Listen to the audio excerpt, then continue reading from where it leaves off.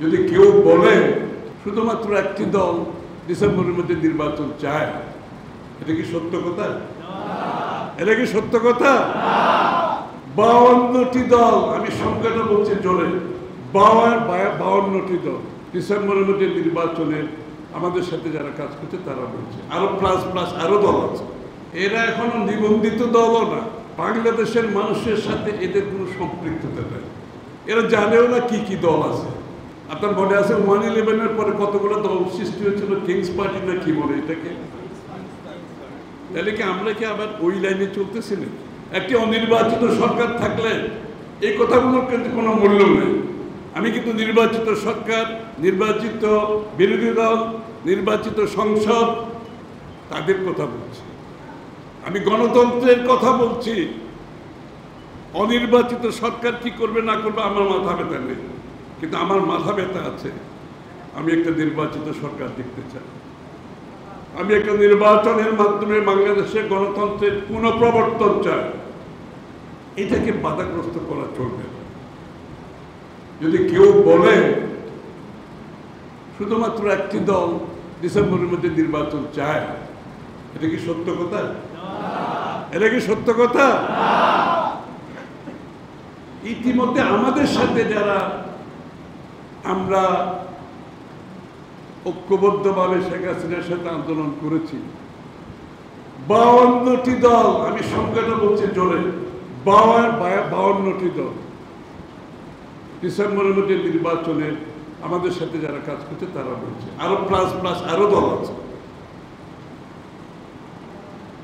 তাহলে এই ধরনের একটা বক্তব্য কি আমাদের জন্য, এটা কি জাতির কি প্রাপ্য? এই ধরনের একটা কথাবার্তা এটা কি অর্থ বহন করে?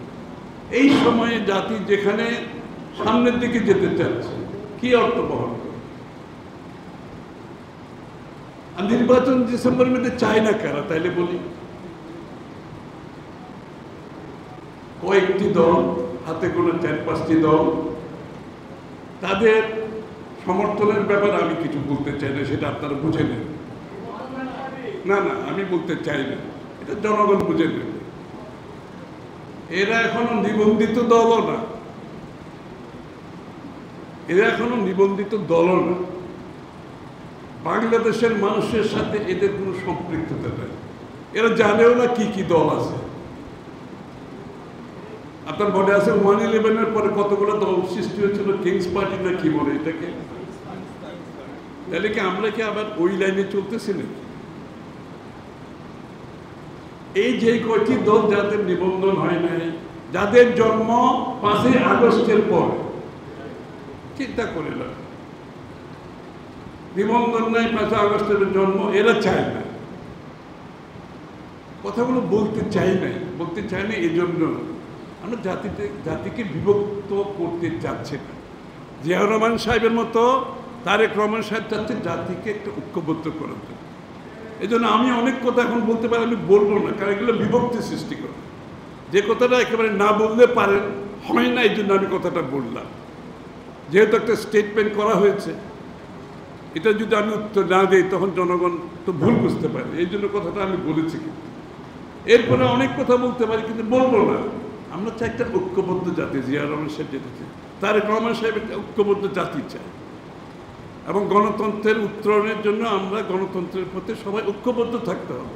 গণতন্ত্রের প্রশ্ন তো দ্বিমত থাকার কিছু আছে? কিছু নাই। আমরা কারা কি করেছি এগুলো নিয়ে আমরা কোনো দ্বিধা বিভক্তি সৃষ্টি করতে চাই।